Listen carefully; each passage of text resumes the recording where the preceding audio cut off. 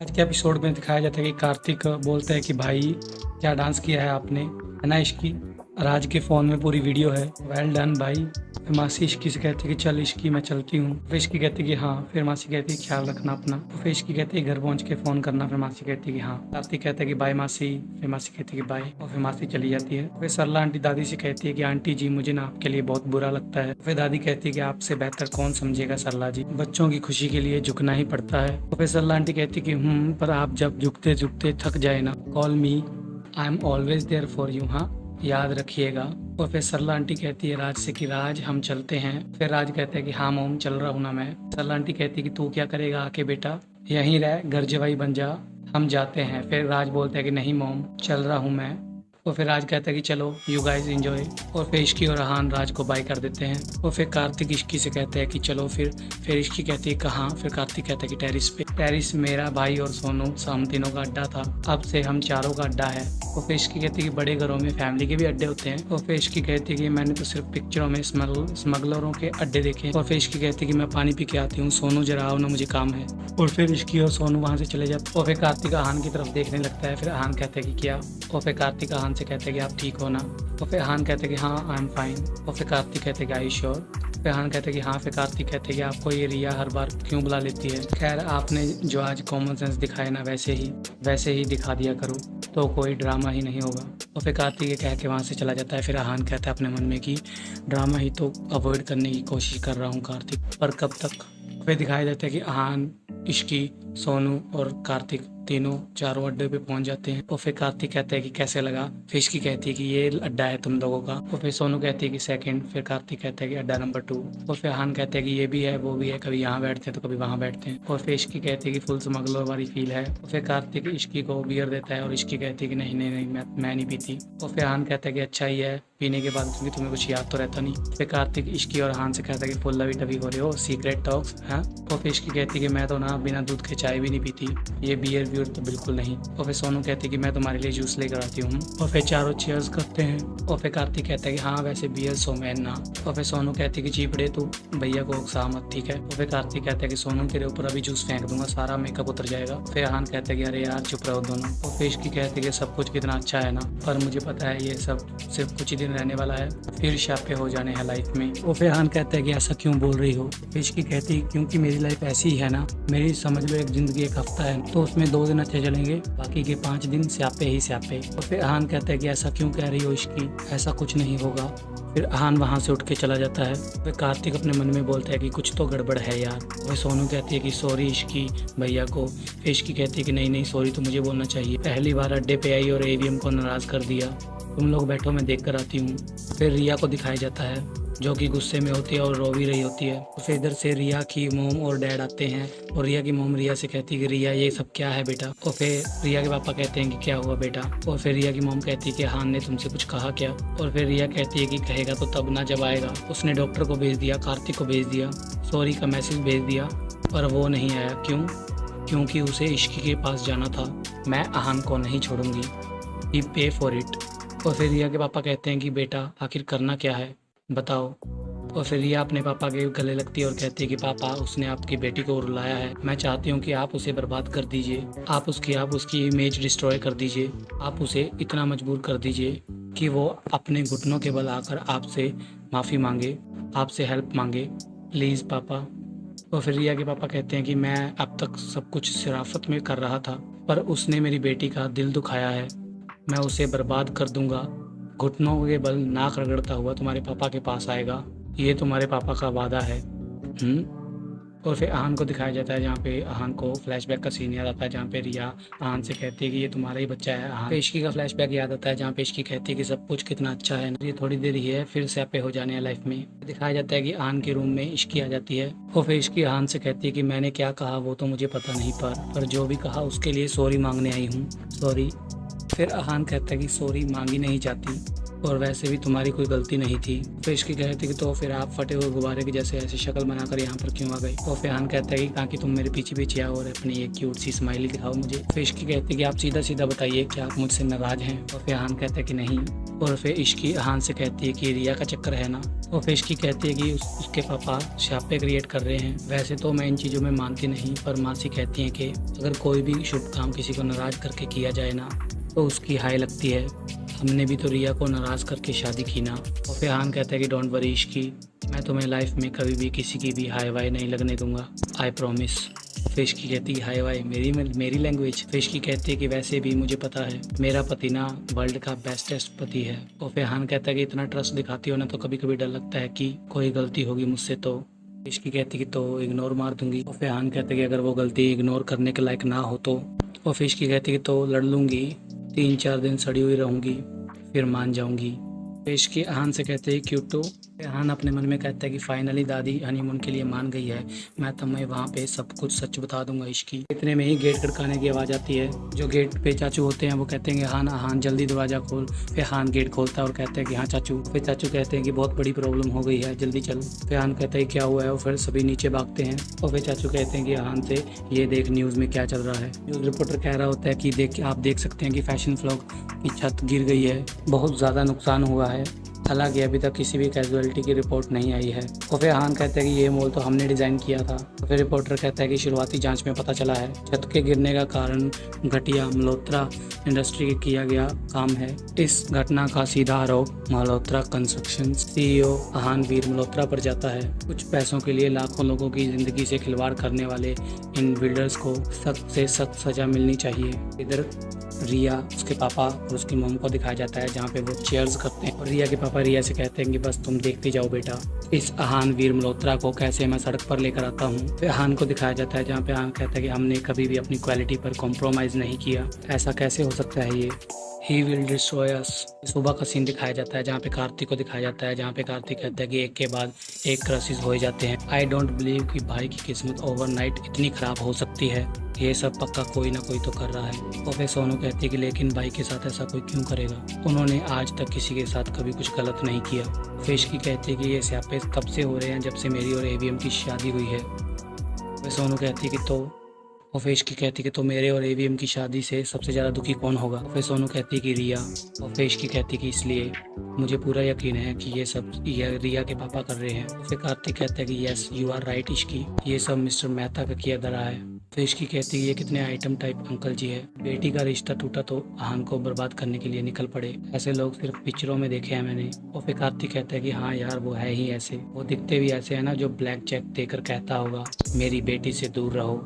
Fish की कहती है कि तो ब्लैंक चेक दे देते, ये तो फिर सिर्फ विलन में घुस गए हैं। फिर कार्तिक कहते हैं कि हमारे पास कोई प्रूफ भी नहीं है जो जिससे हम कुछ कर सके। फिर सोनू कहती है कि रिया की बच्ची भी ना एकदम लूजर टाइप निकली, ठीक है ना सब कुछ खत्म हो गया, मूव ऑन कर जाओ। बट नहीं, ये तो मूव ऑन के नाम पे 1 इंच तक मूव ऑन नहीं की। और फिर कार्तिक को फ्लैशबैक का सीन याद आता है जहाँ पे अहान नशे में होता है और उसे रिया पकड़ कर लेकर आती है। और फिर रिया के बेहोश होने पर कार्तिक उसके घर पे जाता है, वो फ्लैशबैक का सीन याद आता है। और फिर कार्तिक अपने मन में कहता है कि जब भाई ड्रंक थे तो रिया उनको लेकर आई और आज रिसेप्शन से पहले बेहोश हो गई, ये सब कोइंसिडेंट तो नहीं हो सकता, कुछ तो गड़बड़ है यार।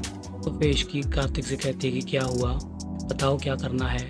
फिर कार्तिक कहते हैं कि हाँ मॉल में किसी की जान नहीं गई है तो लीगली ज़्यादा प्रॉब्लम नहीं होगी, भाई के लॉयर सब हैंडल कर लेंगे। But there is one thing.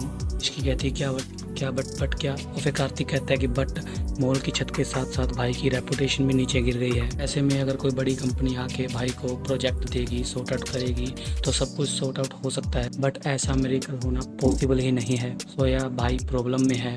और फिर इश्की कार्तिक से कहती है कि मैं अभी आई। और फिर कार्तिक कहता है कि इश्की क्या हुआ, और फिर इश्की वहाँ से चली जाती है। और फिर सोनू अपने मन में कहती है कि मैं राज से बात करती हूँ, वो ज़रूर भैया की हेल्प करेगा। फिर अहान और चाचू को दिखाया जाता है, उनके पास पुलिस आती है।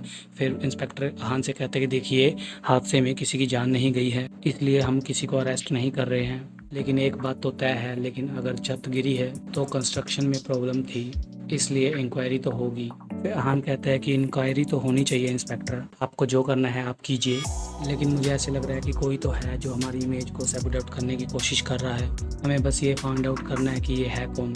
और फिर वहाँ पे दादी आती है और कहती है कि तू जानता है ना पुत्र ये किसने किया है।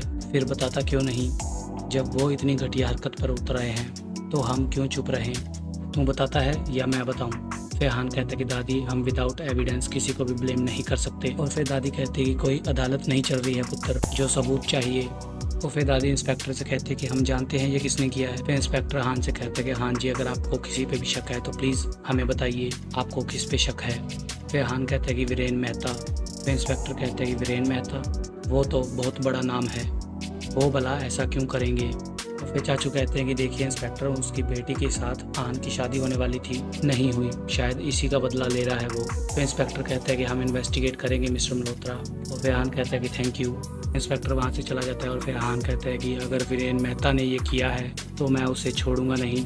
फिर आन कहता है कि चलिए चाचू। फिर सरला आंटी और राज को दिखाया जाता है, जहाँ पे सरला आंटी कहती है राज से कि देख, मुझे ना उस आहान की कोई हेल्प नहीं करनी, उन्होंने जो जो कुछ किया है ना, माता रानी उनको उनकी पनिशमेंट दे रही है। फिर राज कहता है कि मोम आप ऐसा सोच भी कैसे सकती हैं, आहान भैया फैमिली है हमारी। फिर सरला आंटी कहती है कि वीरेन मेहता क्या हमारी फैमिली जैसे नहीं है, जिनकी बेटी का दिल तेरे आहान भैया ने तोड़ दिया है। उस बिजनेस में उसी का साथ देना चाहिए जो जीत रहा हो, और इस वक्त वीरेन मेहता जीत रहा है। और फिर राज कहता है कि मोम आप कुछ भी सुन भी रही है, ये बिजनेस नहीं है, ये दुश्मनी है जो मिस्टर मेहता आहान भैया के साथ निकाल रहे हैं। और फिर सरला आंटी कहती है कि ये दुश्मनी किसकी वजह से हुई है, इश्की की वजह से। अरे वो काली बिल्ली जहाँ जाएगी वहाँ पे शापे ही शापे हो जाएंगे, तू समझता क्यों नहीं है राज। फिर राज अपने मन में बोलता है कि अगर भैया की हेल्प करनी है तो मोम को मेरी साइड पे होना ही पड़ेगा, इसलिए आर्ग्यू करने का कोई पॉइंट नहीं है। और फिर राज कहता है कि ओके मोम, आप जो कह रही है ना वो बिल्कुल सही है, जो कुछ भी हुआ है ना उसमें सब इश्की की गलती है, और फिलहाल मोम हमें आहान भैया और उनकी फैमिली की हेल्प तो करनी ही पड़ेगी ना। देखिए मोम, प्लीज़ ट्राई एंड अंडरस्टैंड, मोम आपके बिना, आपकी परमिशन के बिना आहान भैया की कोई हेल्प नहीं कर सकता, अगर कर सकता होता तो अभी आपके सामने नहीं खड़ा होता। मोम, पापा ने बिजनेस में आपको ही पार्टनर बनाया है, आपकी हेल्प के बिना हमारी कंपनीज मल्होत्रास की हेल्प नहीं कर सकती हैं, तो प्लीज़ मोम मुझे उनकी हेल्प करने दीजिए, प्लीज़ मोम। तो फिर आज कहते हैं कि मोम एक मिनट, ये पेपर्स हैं, प्लीज़ इन पे साइन कर दीजिए, हेल्प मी योर फैमिली। तो फिर सरला आंटी फाइल लेती है और फेंक देती है और कहती है कि राज, मैं ना उस इश्की के मुंह पे साइन करूंगी, अगर उस काली बिल्ली की हमने हेल्प की तो हम उसके साथ साथ डूब जाएंगे, राज तू समझता क्यों नहीं है। और फिर राज कहते हैं कि I can't believe this is happening. फिर राज अपने मन में बोलता है कि पापा को भी मोम को ही पार्टनर बनाना था, गॉड मोम के साइन बिना I am gonna do a thing. फिर सरला आंटी राज से कहती है कि और सुन, सोनू को जाकर अभी लेकर आ, मैं नहीं चाहती कि मेरी बहू किसी क्रिमिनल्स के यहाँ रहे। फिर राज कहते हैं कि मोम प्लीज़, ये आप क्या कह रही हैं। और फिर सरला आंटी कहती है कि क्या गलत कहा मैंने, आहान के ऊपर केसेस लगे हुए हैं, पैसों से क्या रिश्ता रखना, सोनू को जाकर लेकर आ एंड नो मोर आर्ग्यूमेंट्स। फिर राज कहते हैं कि oh no, this is so embarrassing, अब मैं सोनू को क्या मुंह दिखाऊंगा। फिर आहान को दिखाया जाता है जो कि घर पे आता है, और फिर आहान बैठता है और फिर बोलता है अपने मन में कि पहले रिया की प्रेगनेंसी, फिर उसके पापा जो कर रहे हैं वो, हाउ टू फिक्स दिस, और ये सब तो कुछ भी नहीं है, सबसे बड़ी प्रॉब्लम तो तब होगी जब ये सच हमारी पूरी फैमिली के सामने आएगा, इश्की के सामने आएगा, तब मैं क्या करूँगा, कैसे फेस करूँगा इश्की को। तभी दिखाया जाता है कि चाचा भी वहाँ पे आ जाते हैं, और फिर चाचा आहान से कहते हैं कि यही लाइफ है और लाइफ में ऊंच नीच चलती रहती है, तू इतनी फिक्र मत कर, जब तक परिवार साथ में है ना कोई प्रॉब्लम कुछ नहीं बिगाड़ सकती। और फिर चाचू वहाँ से चले जाते हैं। फिर आहान अपने मन में बोलता है कि फैमिली अभी मेरे साथ में है चाचू, लेकिन जब मेरा सच पता चलेगा तब मेरा कोई भी साथ नहीं देगा।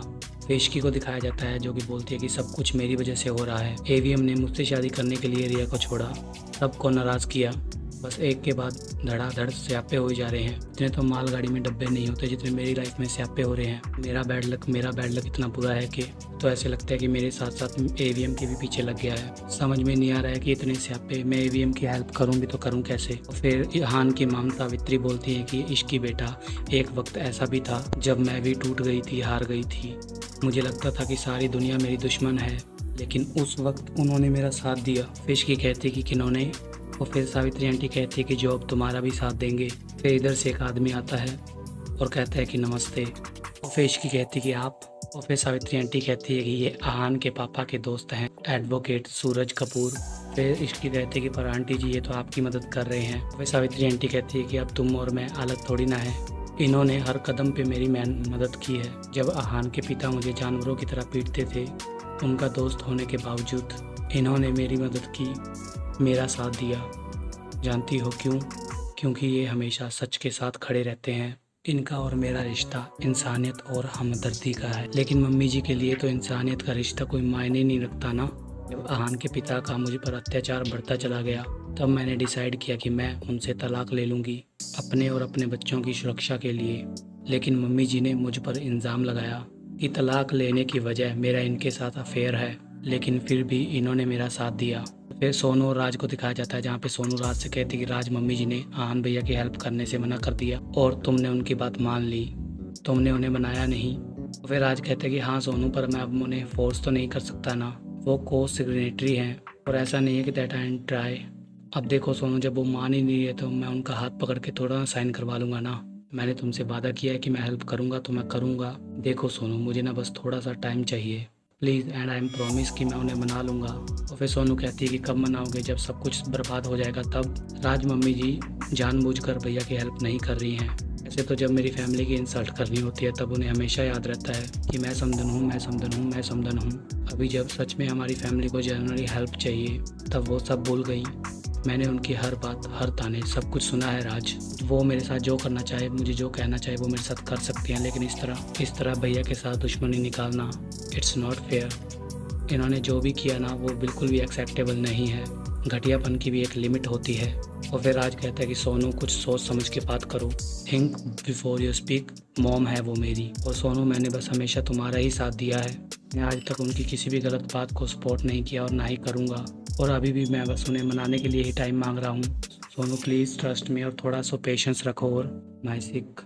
सोनू कहती कि no I can't and I won't. और राज, मैं अच्छी तरह जानती हूँ कि मम्मी जी हमारी हेल्प कभी नहीं करेगी। उन्हें बस प्रॉब्लम क्रिएट करने आता है, चाहे हमारे बीच में हो या भैया और भाभी के बीच में हो। वो बस लोगों को रुलाना जानती हैं, वो किसी को खुश नहीं देख सकती। और फिर राज कहता है कि Sonu please mind your words. फिर इश्की को दिखाया जाता है जो कि कहती है कि अंकल जी अब हम आहान की मदद कैसे करेंगे। तो अंकल कहते हैं कि पता नहीं फ़िलहाल, पर मुझे अब बस दो बातें पता है। पहली ये कि ये काम मुश्किल है, और दूसरी ये मुश्किल काम हम लोग करके रहेंगे। ये काम मुश्किल है क्योंकि आहान मेरी मदद नहीं लेगा। फिर जब तक वो अपनी दादी के बताए हुए सच को मानता रहेगा तब तक उसे यही लगेगा कि उसकी मॉम, उसके डैड मेरी वजह से अलग हुई थी, और शायद ये भी कि सावित्री जी और मैं आज भी साथ ही हैं।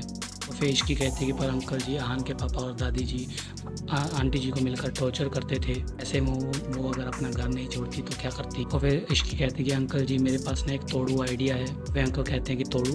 तो मासी कहती है कि हाँ, वो इसकी लैंग्वेज ही ऐसी है भाई साहब। फिर इश्की कहती है कि मासी मेरी लैंग्वेज पे नहीं, मेरी आइडिया पे फोकस कीजिए। फिर इश्की कहती है कि मेरे पास एक ऐसा आइडिया है जिससे एवीएम की भी हेल्प हो जाएगी और आंटी जी की भी एवीएम की लाइफ में दोबारा एंट्री हो जाएगी। सावित्री आंटी कहती है कि कैसे।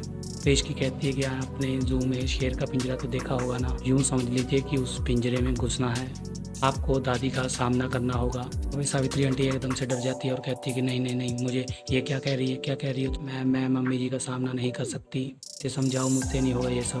तो मासी कहती है कि बेटा, जो बात सुन के बहन जी इतनी घबरा गई वो काम करेंगी कैसे। और वैसे भी डॉक्टर साहब ने कहा है ना कि इनके ऊपर शॉक का बहुत असर है, ये नहीं कर पाएंगी।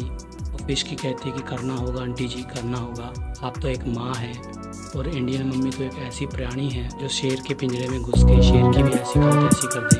आपको भी करनी होगी, आहान के लिए, सोनू के लिए, अपने बच्चों के लिए। सावित्री आंटी कहती है कि क्या बोल रही है, ये कैसे करूँगी मैं। फिर वो अंकल बोलते हैं कि सावित्री जी, आप एक बार हिम्मत दिखा चुके हो, एक बार लड़ चुके हो पहले। फिर सावित्री आंटी कहती है और एक बार हार भी चुकी हूँ। और फिर मासी कहती है कि तब आपके पास इश्की नहीं थी बहन जी। और फिर इश्की कहती है कि आपको फिर से करना होगा आंटी जी। फिर सावित्री आंटी कहती है कि क्या। और फिर इश्की कहती है कि वो मैंने सोच लिया है। और फिर इश्की अपने मन में कहती है कि सॉरी आहान, जो मैं करने जा रही हूँ वो आपको अच्छा नहीं लगेगा, और आपको आपकी मम्मी से मिलाना पड़े तो जिसके लिए मुझे जो भी करना पड़े मैं करूँगी। फिर इसी के साथ एपिसोड को खत्म कर दिया जाता है। फिर आहान को ऑफिस में दिखाया जाता है, जहाँ पे कुछ बंदे बोल रहे होते हैं कि एक बार हमारी कंपनी के साथ कॉन्ट्रैक्ट साइन करने के बाद you can not back out for 6 month. और फिर आहान कहते हैं कि क्या हम आपके बॉस से मिल सकते हैं। आपको और आपकी फैमिली को मैंने डिनर पे इन्वाइट किया